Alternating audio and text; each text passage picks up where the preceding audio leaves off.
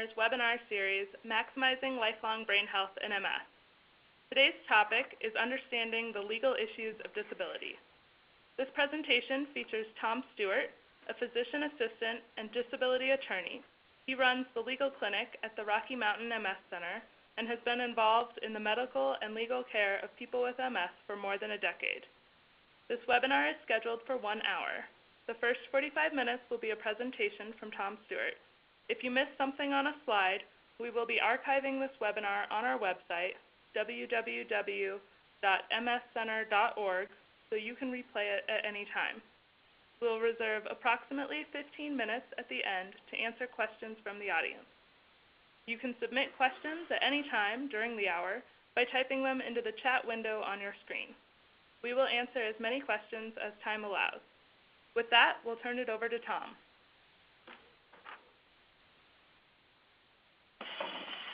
Good morning. And I think it's clear that you can ask questions as we go through the program, and we'll try to answer them as they come up. We have a small group, which is great in the sense that we can address specific questions. And there'll also be a chance at the end to ask questions too. So as anyone who follows this webinar series will know, MS treatments have improved significantly, and people with MS should anticipate remaining energetically involved in long careers despite their diagnosis. However, the sobering reality is that 1 in 4 of all 20-year-olds, that is most of whom are very healthy, will become unable to work prior to retirement.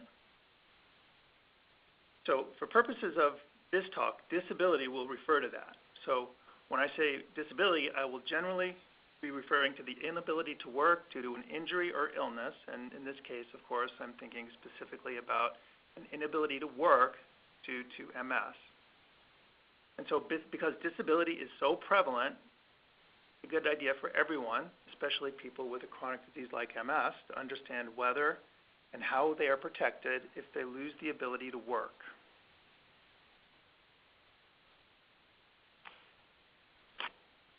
So there really are only a few major safety nets.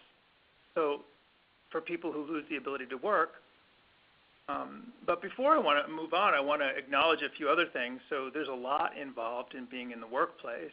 A lot has to do with having an identity and purpose. So there's a lot lost when people lose the ability to work. But I think most fundamentally, when people lose the ability to work, what we're talking about is the loss of an income. And not only the loss of an income, but for most people, it's also the loss of medical insurance. So when I'm talking about safety nets, I'm primarily talking about how people are protected financially in the event they lose the ability to work, and how they're going to have insurance if they lose the ability to work. So what I have here are the major financial safety nets for people who become disabled. So for most Americans, the critical safety nets in the event of disability are administered by the Social Security Administration. These two programs are known as Social Security Disability Insurance and Supplemental Security Income. It's a bit unfortunate that these two programs have such similar names. They're usually referred to by their acronyms, SSDI and SSI, but they're very different programs. I think that it's helpful just to keep focusing on disability insurance, SSDI, because that's for workers who've paid in to Social Security and operate in a way that's analogous to private insurance in some ways, in that people pay premiums and then they get benefits, whereas supplemental security income is welfare. And for non-workers, it's certainly important, but the benefits are very different. We'll talk about that more a bit later in the program. But I think these two programs make up the primary disability safety network for most Americans. Also, I want to mention, and we'll talk a little bit more in detail about the public employee retirement systems. These are alternatives to Social Security for public employees, as the name suggests. So many teachers, a lot of women, of course, are, well, a lot of people with MS are women, and a lot of women are teachers. Or I should say, I guess a lot of teachers are women. But So they're protected not through Social Security, but through this para system, and they're different from state to state. I'll be talking a little bit about Colorado para. And then finally, there are private disability insurance benefits, and these are mostly offered through large employers. It would be very hard for somebody with a diagnosis of chronic disease like MS to buy disability insurance benefits in the marketplace. So either someone may have purchased it a long time ago, or realistically, the only way to get this kind of insurance is through an employer. And it is important, almost to the extent that I think it might be a factor for somebody when trying to choose among different possible job options, and if you have a chronic disease like MS, who has the best disability benefits, because they can be very valuable. I've become aware, actually, that there may be sort of a backdoor to buy private disability benefits in a way through life insurance policies. Some life insurance policies currently can, in the event of disability, have some payouts, but I think that's sort of an expensive, indirect solution. I think for most people, disability insurance is going to happen primarily through the workplace. So we'll talk about each of those, but as I mentioned, SSDI is the most important, I think by far, of all of those. And so we'll talk about that in some depth. So for starters, what is Social Security disability insurance? And it's disability insurance for most workers who have paid Social Security taxes. So, I think people sometimes don't even know that they're buying insurance. It's all just taxes, but it's in a sense your taxes are purchasing something very specific to you. So it's important to understand how you become eligible for Social Security disability insurance. And the way that you become eligible is to have earned enough credits within the last 10 years. So let me explain that a bit. To earn a credit, you need to earn, at least in 2016, $1,260. And you can earn a maximum of 4 credits per year. So this is this is eligibility to apply for benefits, remember. So if you may yet not be awarded benefits, but at least to be eligible for benefits, you need to have earned 20 credits in the last 40 quarters. And that's called the 20-40 rule, and it's awkward. It's hard to understand. We don't usually think in terms of quarters. So another way to say that, this is roughly equal to saying that you need to have worked 5 out of the last 10 years.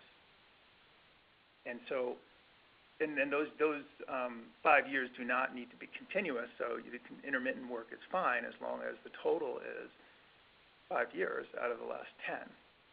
And so, of course, there are special rules for people younger than that because they don't have an opportunity to have worked 10 years. And there's a chart that can be found on Social Security's website that would show the number of quarters needed.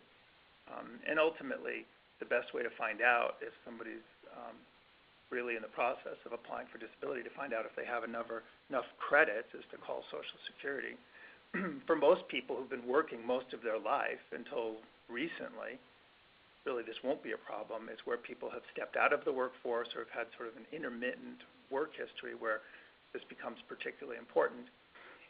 And I think this is one of the most important points that I'll make in this presentation, is about the consequences of stepping out of the workforce for personal reasons, such as maybe to raise a child. So if a woman is in the workforce most of her life and then she decides to step out to raise a child, of course, I think that's a great decision, but the consequences need to be understood. For someone with a chronic disease, after a period of 5 years, let's say she intends to go back to the workforce after a period of time, but after, let's say, 6 years after stepping out of the workplace, she becomes disabled, well, she will no longer be eligible for disability benefits because she will not have earned enough credits in the last 5 years to be eligible. So there are practical ways to avoid this problem. I see it 4 times a year, maybe. And I think we'll talk about it a little bit more at the end of the program, but the practical solution for this problem is perhaps to work part-time. And as you know, I've written here in 2016, if you earn $6,300 a year, so that's very part-time work, you'll have earned 4 credits and stayed eligible. So it seems like a reasonable strategy for a woman who wants to stay home, or a man to stay home with their children, but yet stay protected through the Social Security disability system to work part-time and maybe intermittently, but to not simply pull out of the workforce for more than 5 years, because then you're operating without a net.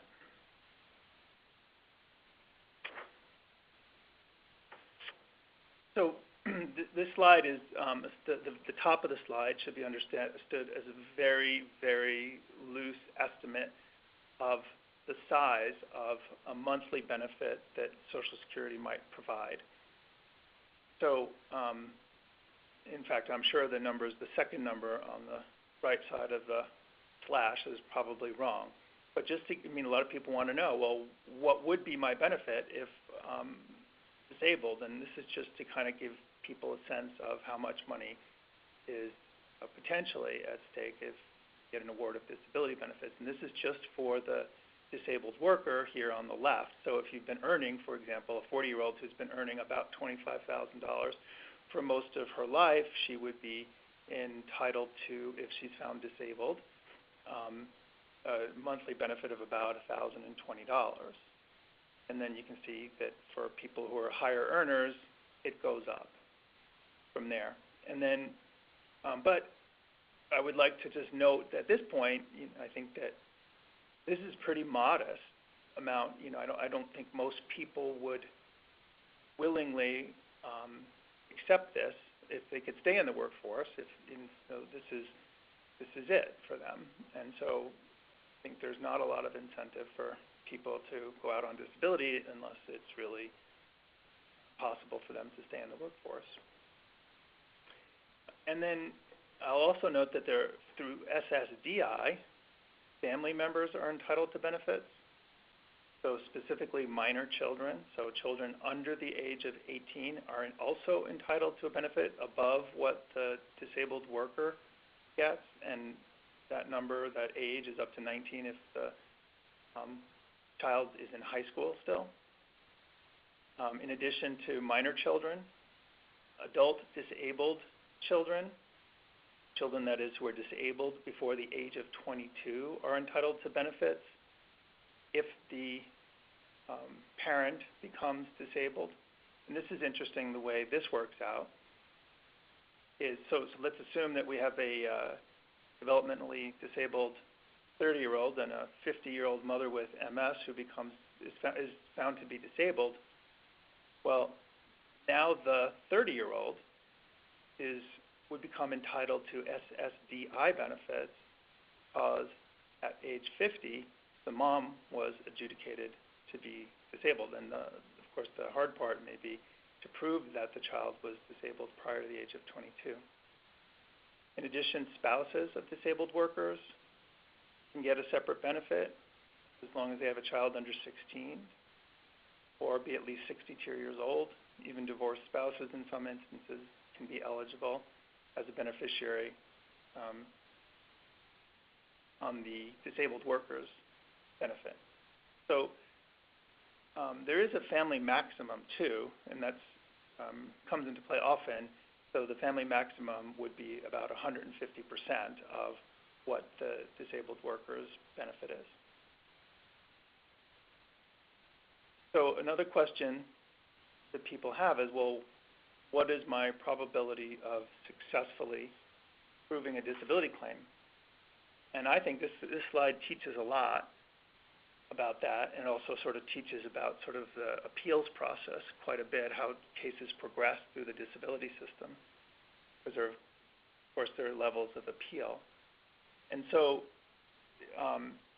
note that this chart is from 2005, and that these numbers are no longer accurate. In fact, they overestimate the allowance rate at each step, unfortunately, probably to a pretty significant degree. So with an initial application, it goes to an application, medical records and the application itself filled out by the claimant would go to Disability Determination Services. That's a state agency hired, contracts with the federal agency, the Social Security Administration, to review files to make determinations about disability, and we'll talk a lot about how that decision is made a few slides later. But for now, this is this initial claim that's at Disability Determination Services shows the percentage of people who have their claims allowed at that level. And in this slide, I think that number is 36%. I think the real number is closer to 33% at this point. And then if claims are denied, then the next step is to go to request reconsideration. In many states, such as Colorado, this step has been eliminated, and there is no reconsideration in Colorado, and I think it's 9 other states because the allowance rate was so low, and I guess the expenses were so high. I think Social Security is experimenting with removing that altogether. So at least in Colorado, after an initial claim is denied, then there would be a request for a hearing. And then the problem with that is, well, there's also a low allowance rate there. In this region, it's around 40% allowance rate. The problem also is the amount of time it takes. So the initial determination takes about 4 months, 4 to 5 months maybe. And then after that, it can take 15 months subsequent to that to get a hearing. And remember, well, actually, we'll talk a little bit more about it later, but this is a disabled person not earning anything by definition. So really, that's potentially an 18-month period without benefits or longer. So, I don't want it to be just such a depressing slide. I mean, there's really no average case. Most people, I think with MS, I think it's probably a stronger than average case just to begin with, because there's not only physical problems, but Social Security calls it mental challenges too. So I don't want this slide to be overly depressing. I think most people with MS who are really struggling in the workplace will have a good chance in proving their disability claim. So we've talked about this a little bit already. How long does it take to get benefits? So let's say everything goes perfectly well. We can go back to that previous slide, please. So if everything goes well as an initial claim, and if someone's claim is decided favorably at that level, then the claimant would be entitled to first check 6 months after the date that Social Security determines that person's disability began. So the earliest Social Security can find disability is when that person has stopped working. So the best case scenario is that the first check would come in about 6 months after somebody stops working. So I think that's a second important point to make during this presentation, is that if the only protection is SSDI, as is often the case, the best case scenario is that the claimant is going to have to be without an income for about 6 months.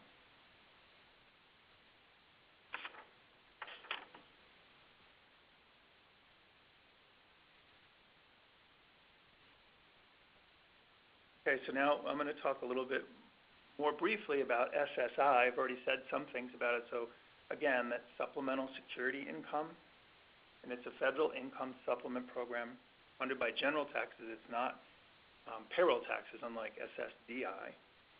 And this is a welfare model, not an insurance model, and it's designed to help aged, blind, and disabled people who have little or no income. It has nothing to do with earning credits, unlike Social Security disability insurance.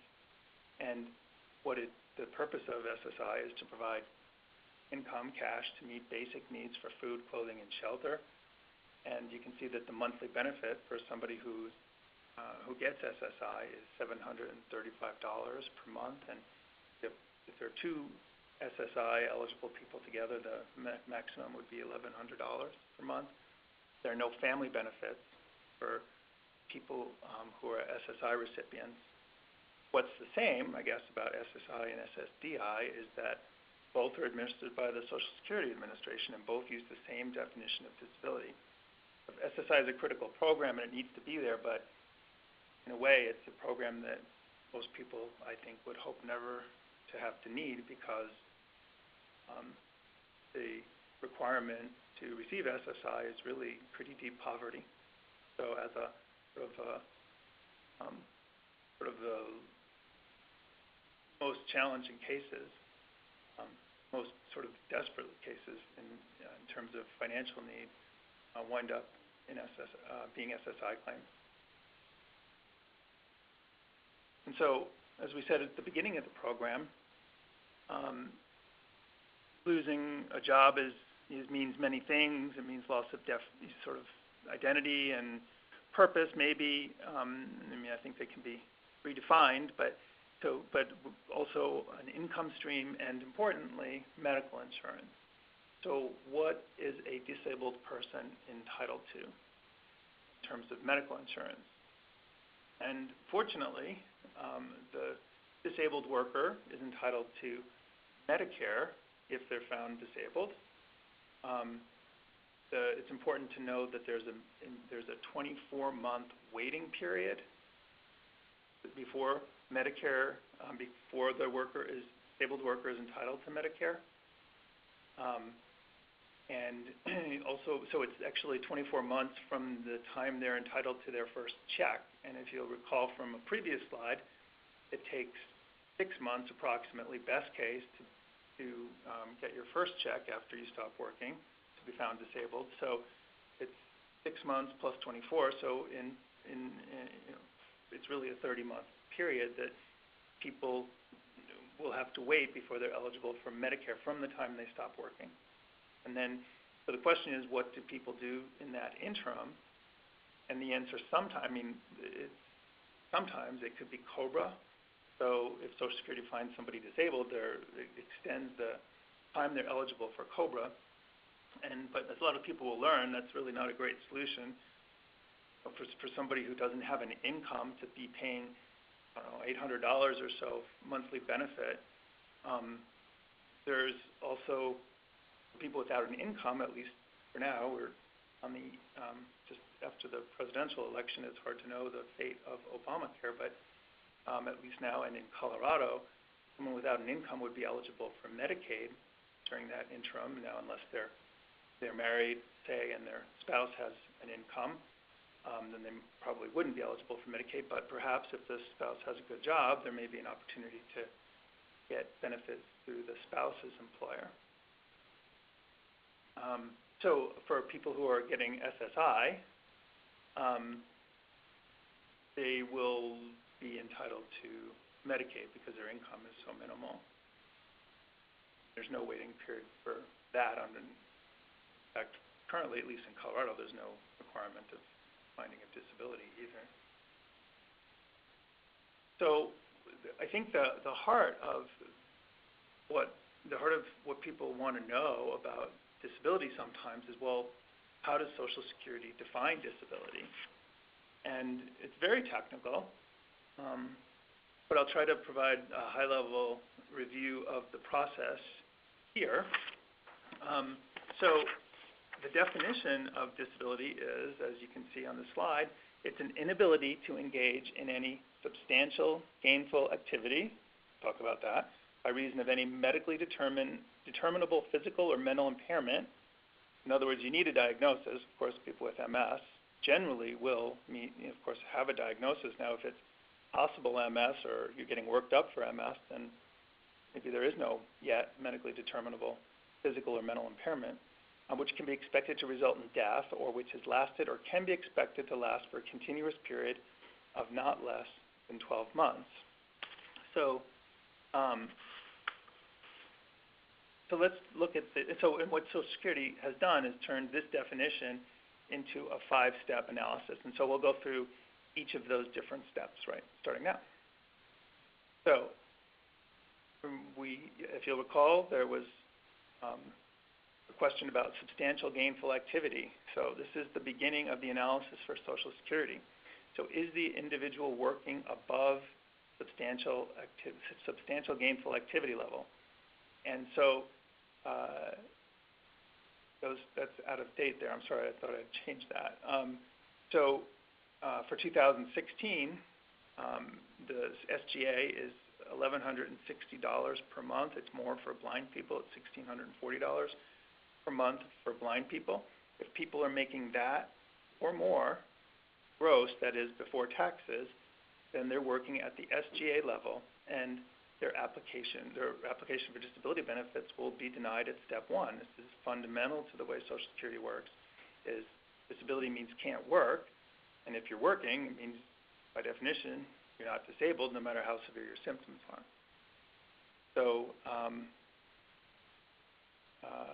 So, what, as a practical matter, this means people have to stop working to file an application. Many people will, and that can be very stressful because there, as we discussed in a previous slide, there are real uncertainties involved in the disability determination process. Relatively long time frames are usually involved also. So, if possible, you should plan for this period where there's a loss of income and possible loss of medical benefits as far in advance of an application as possible. So if somebody is working and earning more than $1,160 a month in this year, then their claim is denied. If they're not, then Social Security will go on to step 2. And step 2 is really a screening process for Social Security to find people who don't have severe limitations related to their condition. So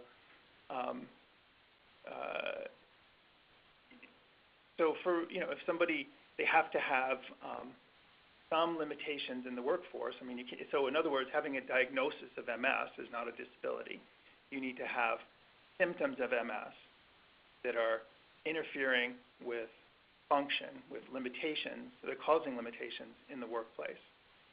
And I think for the most part, step 2 is not going to be a challenge for most people with MS. It's just what I said is like it's just not for people who have virtually no symptoms. MS is not a diagnosis. It has to be symptoms and related limitations. The other issue is at step 2, you have to meet the duration requirement, which you'll recall from a previous slide was 12 months. So for people who develop transient limitations, for example, during an MS exacerbation, will not be considered disabled unless they have residual symptoms that interfere with work, and those residual symptoms are expected to last for 12 months. So in other words, if there's an MS exacerbation that causes an inability to work and that resolves, then you'll be denied at step 2 because challenges didn't last for 12 months. But again, most of the time, people with MS who are having trouble struggling in the workplace are beyond that, and step 2 is rarely a reason to have a claim removed, in my experience. So if people have a condition that's considered severe enough to cause workplace limitation, then Social Security will move on to step 3. One more, please. So let's go back and at least talk a little bit about that slide. So this slide describes basic work-related activities. So there has to be some limitation in lifting, carrying, standing, walking, sitting, pushing, pulling, etc., or ability to understand, carry out, and remember simple instructions, make simple work-related judgments, etc. So these activities are how Social Security thinks about work, and one of these at least has to be impaired to have an application that has a chance of succeeding. And so Social Security will move on to step 3. At the third step, the medical severity of a condition is further considered, this time to identify the most impaired applicants. So Social Security maintains a listing of medical criteria that are considered to be so severe that further analysis of an individual's claim is unnecessary. So if an individual has an impairment that meets one of the listings, and you can look it up for most diseases you can think of, there's just on the website, you can Google SSA Blue Book or SSA listings, and they're easy to find, and you can look up the specific listing that's relevant for people with MS, which I will show you in the next slide anyway. So if somebody meets a listing, that's the end of the analysis. No further analysis is necessary by Social Security. The applicant is determined disabled. And so here, the Social Security listing was changed just, I think, in July or very recently of 2016. So this is the new MS listing. And most of the resources, I think, that you'll find for people with MS are a little outdated at this point because of the change. So this is the new MS listing. It says a disorganization of motor function in two extremities resulting in extreme limitation in the ability to stand up from a seated position, balance while standing or walking, or use the upper extremities. So what's, I think, clearer now is that we know what extreme limitation of lower extremities means. So if Social Security's rules for extreme limitation seems to include bilateral support. So people who are using a walker, or of course a wheelchair too, I would think. I mean, it's kind of, this is still new, hasn't been applied much probably. But anyway, people who are dependent on a walker or wheelchair should meet this listing as I read it. And their claim should be relatively straightforward. Now, what is the extreme limitation of upper extremity is less clear. You know, to see the full listing, there's a lot of cross-referencing. It wouldn't certainly wouldn't fit on a single slide. Again, go to the website, SSA's website, and look at the MS listing. But so I think category A is pretty much if you're using a walker or wheelchair, you'll be found disabled. And then B is so a marked limitation, not extreme, so less disruption in physical function, and then one of the following. So another marked limitation, and that's not well-defined marked limitation. And I think because it's vague, I think it's going to be hard to demonstrate level B impairments. But you know, what would do it? Maybe neuropsychological testing, for example, might show the difficulty with remembering, maybe marked limitation, and then some physical challenges that are short of needing a walker may be an example of something that of a person's impairments that might meet the listing B criteria. Yeah. So if somebody, as I mentioned, if somebody meets the listing, then the analysis is done and they're awarded disability benefits.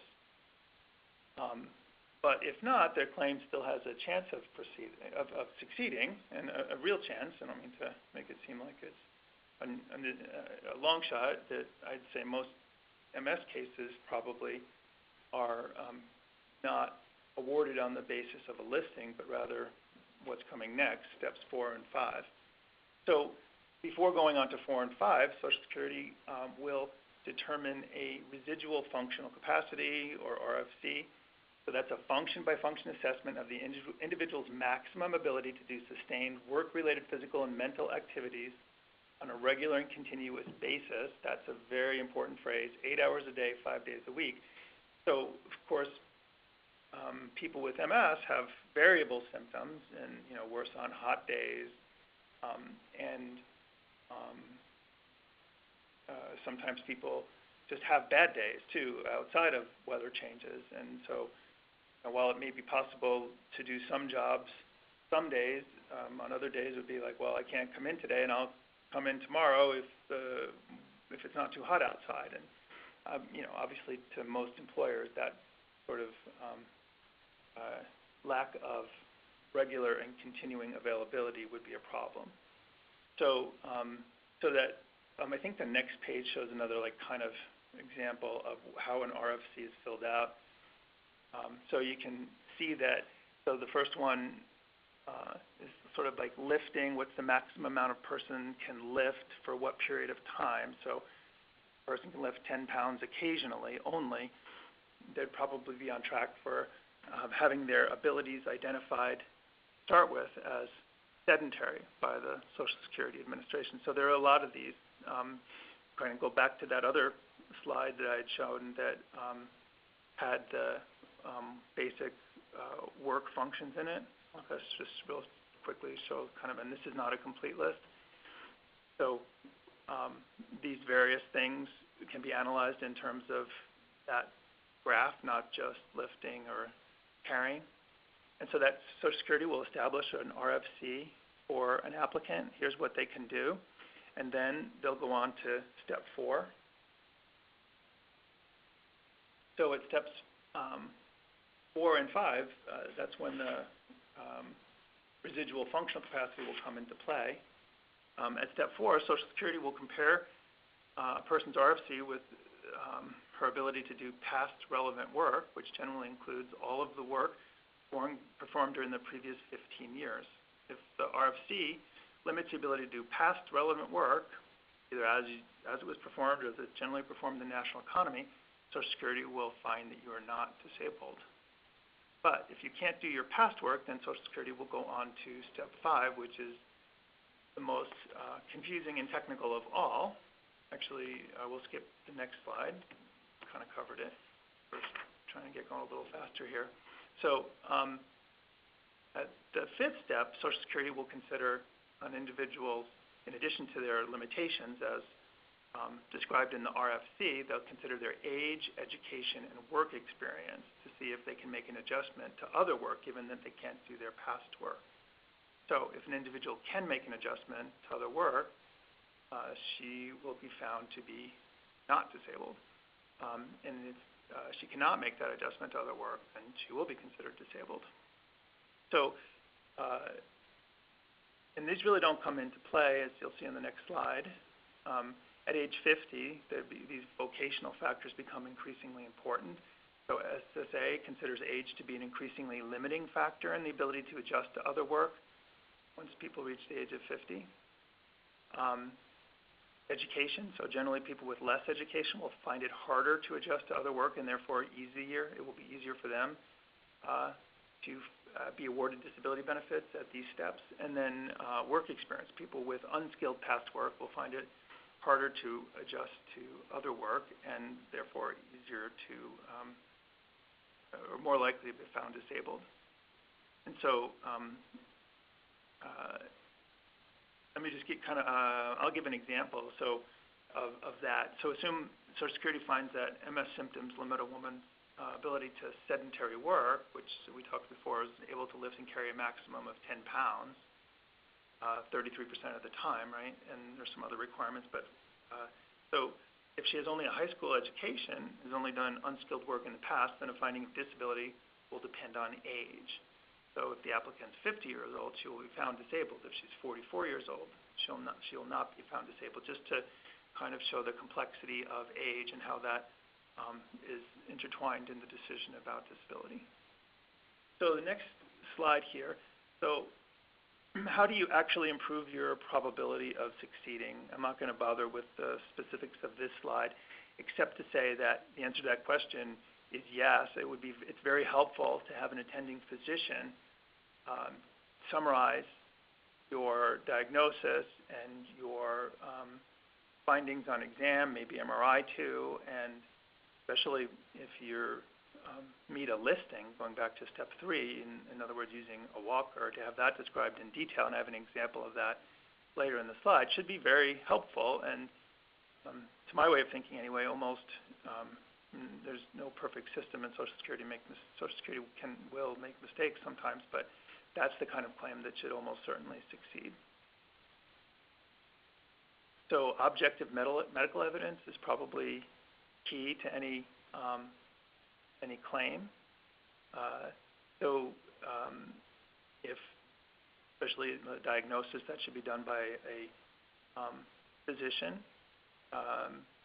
and you might consider, like I just said, asking a letter of your attending physician to see if he or she will support your disability claim. And so Social Security has a special category, acceptable medical sources, and these are physicians, psychologists, optometrists, and I think speech therapists, podiatrists and speech language pathologists in some situations. And these are the people, if they're treating you, who Social Security should give the most deference to. And then there are other sources, and on this list would be physician assistants and nurse practitioners, although there is a rule change being considered that might change that. I think technically now Social Security will give some weight to, or may give some weight to, PAs and nurse practitioners' opinions to the extent they talk about impairments and limitations, whereas the diagnosis is going to depend on having an attending physician involved. But it's helpful to get other people to weigh in, if possible,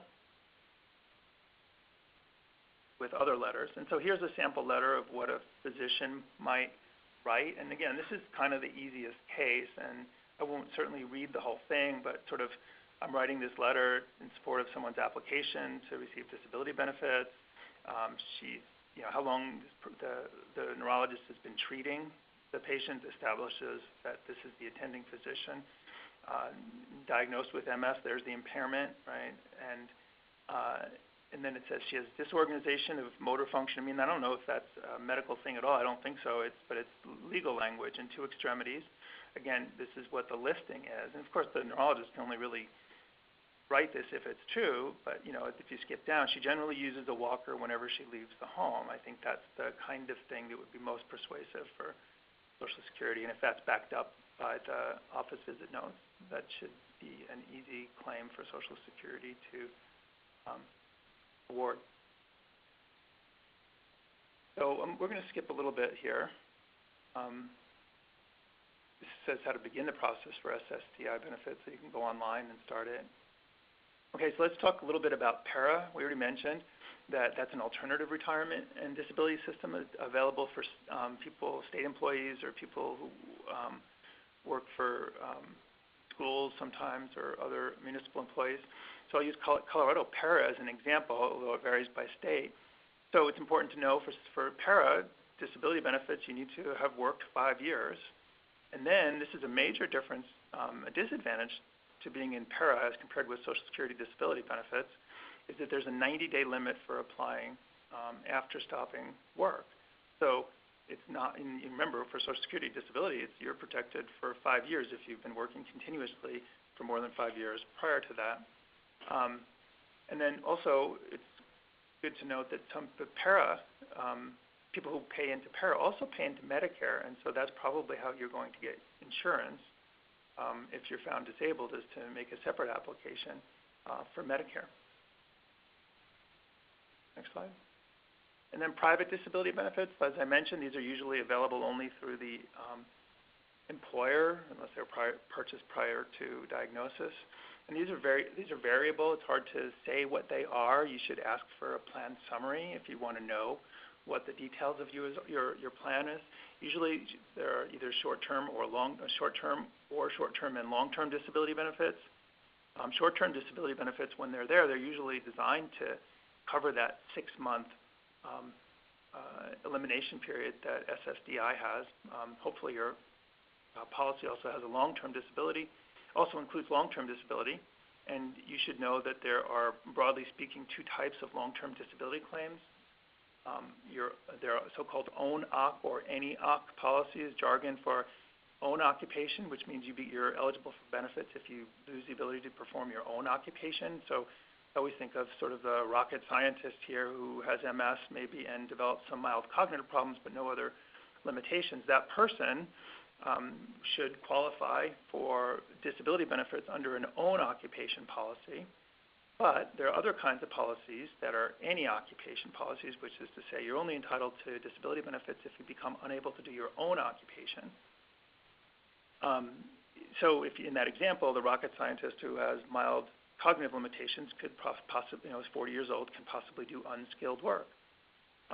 So it's very important to understand the own occupation, whether it's an own occupation policy, an any occupation policy, or, as is most common, a hybrid policy, so that it's a policy that is an own occupation policy for a period of time, and then after, say, 2 years, it might become an anti-occupation policy. So the disability company will take a second look at the claim to see if there's some other work that you can do after a period of time. And then once you get long-term disability, it's routine for long-term disability companies to require that you apply for Social Security. And if you do get Social Security, they will offset their payments to you by the amount you begin to get through Social Security. And I would just, as an aside here, say that I sometimes see people sort of getting into somewhat of an adversarial relationship with their employer when they start to get some negative reviews. So, for example, people, their pace or it changes, or they're, at least according to the employer, and then they're making more mistakes maybe, and people sometimes view that as their employer being unfair. And that may, of course, be the case, or discrimination, but it may also be that there are underlying cognitive problems that have to be evaluated. And once identified, then maybe there is indeed a mismatch between your work and your abilities, and that's what long-term disability is for. It's very sad when you see people getting fired for a situation that they were paying an insurance company to protect them in. So that's why I'll just kind of mention this as to, if you're starting to get some negative reviews and you have a private disability policy, think about whether the tension may be related to MS-related changes you're experiencing. Okay, so these aren't really conclusions. They're really, I think of these as sort of more just practical implications of the things we've been talking about. So I'm running over a little bit, but I'm almost at the end here, and we'll have some time for questions anyway.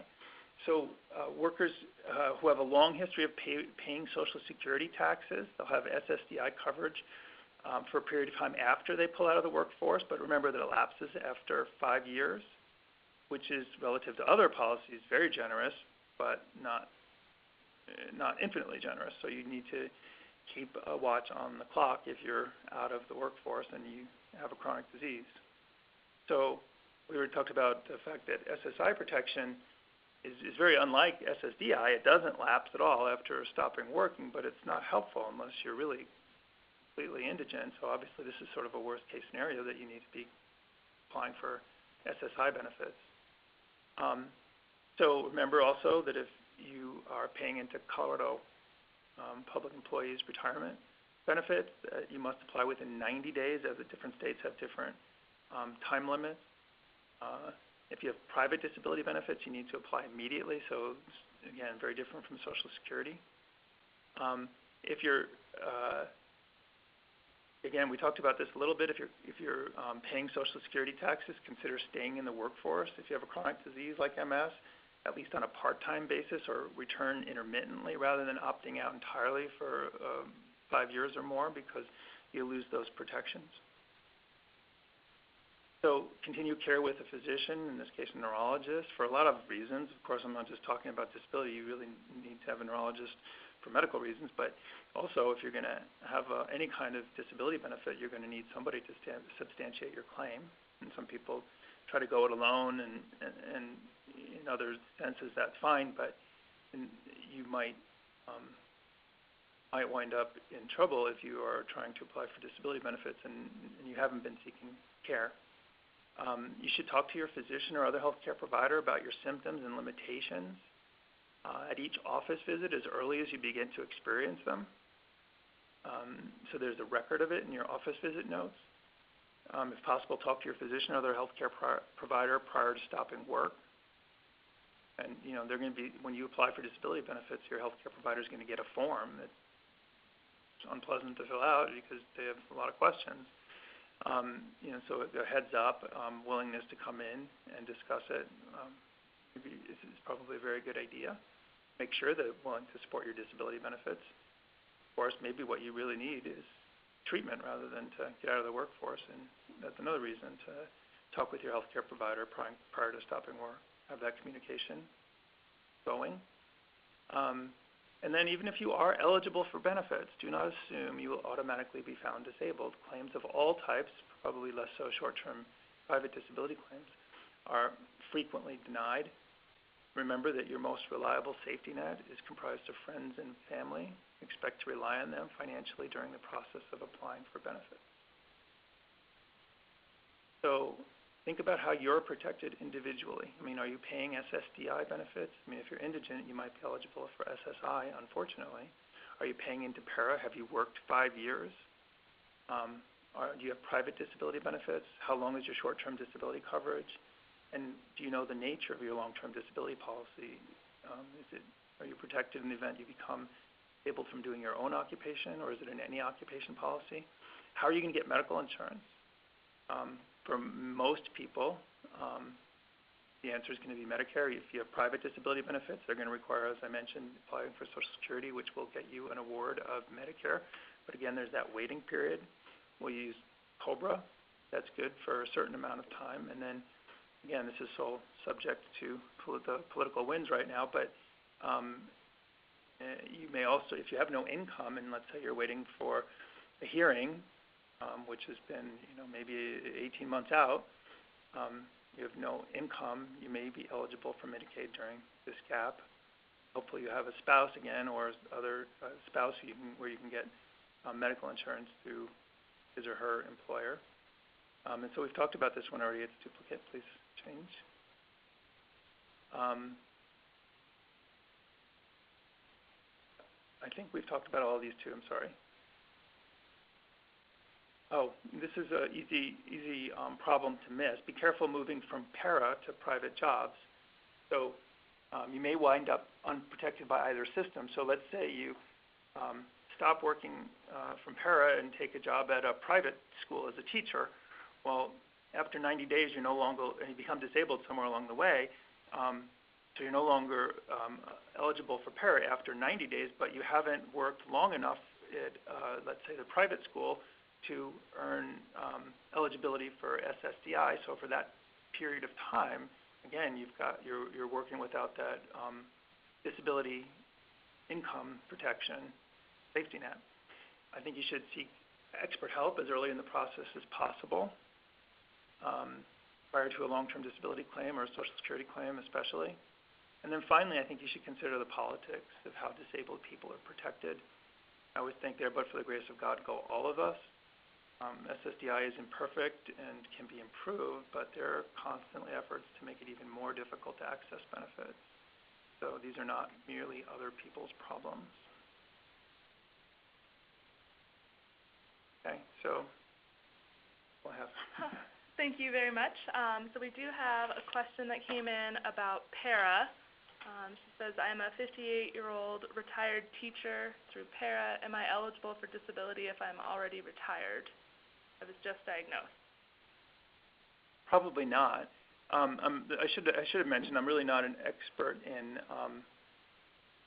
para, but I would expect that your disability had to be the reason you stopped working as one of the answers here. And then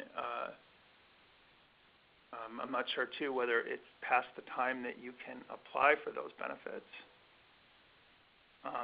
Like I said, in Colorado, it's 90 days.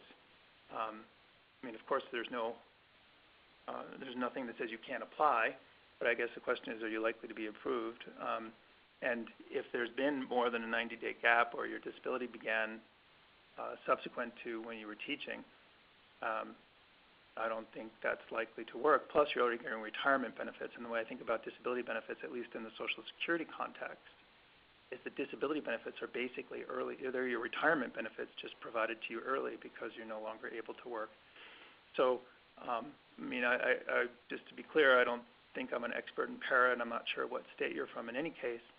But I would call your para and ask these questions, but I think that the answer is going to be no. And the more interesting question may be whether you're eligible for Medicare.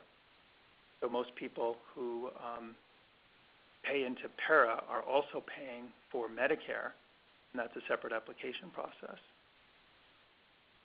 So we also have another question submitted earlier. I am an ambulatory MS patient with pain, spasms, and most of all, severe unrelenting fatigue. I have other comorbidities too. What recommendation do you have for successfully filing SSDI on the first try? Can you say that again, please? Right. So the problem that a lot of people with MS have is that the symptoms that disable them are the so-called invisible MS symptoms of fatigue, cognitive problems, depression, and pain, maybe bowel bladder problems, invisible in the sense that they're not measured on neurological examination anyway. And I do think Social Security sometimes mistakenly goes to the neurological examination, which even for people who have severe fatigue, cognitive problems, depression, et cetera, those invisible symptoms can be severe, and their neurological examination can be normal or near normal. And I think, unfortunately, there are, I think Social Security will sometimes look at a normal neurological examination and say, oh, what's the problem? Well, there could be severe problems. So what you have to establish that from your, I think you have to use, if possible, your attending physician to try to teach Social Security about your challenges. So if your attending physician statement would either write a letter in support of your claim explaining how pain limits your function, so decreased attention for more than 15% of the time, say, or your fatigue prevents you from working an 8-hour day, taking rest. All of that has to be described, or should be described ideally by your neurologist, and hopefully that those symptoms are in your medical record that support an opinion from your neurologist that those symptoms would cause significant workplace limitations, preventing at steps 4 and 5, or establishing disability at steps 4 and 5, not step 3 in the analysis we just went through. So a question about Medicare. Do you have to accept Medicare if your spouse has benefits that you are eligible for?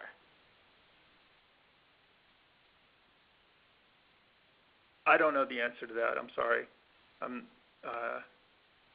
I think there's a number on Medicare's webpage, and I hate to do that, but I think that's all I can say. I'll go ahead and say I think the answer is that you don't have to pay for Medicare. Of course, you don't have to pay for it. The question is there a penalty? And I don't think there is a penalty for not taking Medicare if you're eligible on your for other insurance through your spouse. What does a state board discussion mean for someone filing a claim for the first time?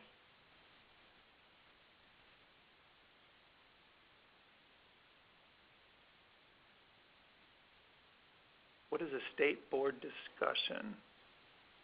I'm sorry, I'm not sure what that means. So whoever wrote that, Rebecca, if you'd like to elaborate, I'll try to answer that. For now. I retired from the Postal Service in 2007 due to MS. Was in remission for 6 years, started to work for the police department in 2008 until 2012. Their relapse haven't gotten better. Can I still qualify for disability? Is this you reading Kirk's question? No. Yeah. Susanna. I'm sorry, I'm retired from the Postal Service due to MS. 6 years. Started to work for the police department 2008 to 2012. So I think that the answer will depend on whether, as a police officer, I don't know the answer to this, whether you were paying Social Security, whether you were paying FICA taxes, employment taxes, during that period of time. So 2008 to 2008, 9, 10, 11, 12, that would be 5 years. If you weren't paying, I just see the new information here, no Social Security taxes were paid. So no, I don't think you will be eligible for Social Security disability because it's that eligibility, that 2040 rule, meaning you have to have worked 5 years, paid into Social Security for 5 of the last 10 years, be eligible for Social Security disability benefits. Now, there's a huge amount at stake for you, Susanna, so I would call Social Security and find out what your date of last insurance is. So am I eligible for benefits if I'm disabled? And usually, it takes a long time to get through to Social Security, but you can, and usually you get a good answer. And if you really want to know if you're eligible, and if it's a question, if there's any question because of intermittent work or going from a public to a public employer, to a private employer, really the best way to resolve the question with any certainty is to call Social Security and ask whether you're currently insured for purposes of disability, and if not, when your date of last insurance is, because if you're no longer insured but your date of last insurance, that's the end of that 5-year period was, let's say, December 2015, then it might be possible to demonstrate that you are, although whether you're disabled now in 2016, if you just became disabled, that would not be sufficient. But if you can prove that you were disabled back prior to your date of last insurance, then it's theoretically possible for somebody to have a favorable decision made. We got a little more information from Rebecca. What does the state board decision mean for someone filing a claim for the first time? So I assume what you mean is that Disability Determination Services has determined that you are not disabled under their rules. That's usually the letter people get when there was an initial determination that was denied. And then what that means is usually you have to appeal or you request a reconsideration. In Colorado, you not appeal, you request a hearing before an administrative law judge within 60 days, and then you proceed with your application. And honestly, I think you really need representation at this point. Actually, I should say that too, that the Rocky Mountain MS Center does have offers free consulting for people, and I don't have the direct number, but can you tell us what the main number they should call? Is there any number they should call, Kelsey? I'll give my number. Okay. 303-788-4030 is the number for the Rocky Mountain MS Center. My extension is 120. My name is Kelsey. If you guys call, I can get you in contact with Tom. Okay, so it says. And I think we can probably. So, yeah, I think the specific questions are kind of hard to handle over the phone. I mean, the chat like this. So a phone call or in-person appointment would be better. I haven't been denied yet. Rebecca says they're reviewing my claim and consultative evaluation. So. So that's good news. I mean, there's really, if you've tried to get the support of your neurologist, then there's not much more that you can do, and just sort of hope that things go your way at this point. So I think we've actually hit the limit on our questions. For those of you who had kind of more specific questions that weren't able to get them answered, please do call the Rocky Mountain MS Center. As I said, I can get you into touch with Tom. Thank you, Tom. I have a request to repeat the number. The phone number is 303-788-4030.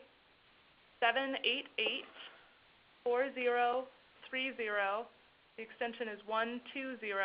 Again, my name is Kelsey, and I'll get you in contact with Tom Stewart. Thank you, Tom, for joining us today, for giving us all this great information. Thanks for everybody for joining. I appreciate it. I hope there was some useful information.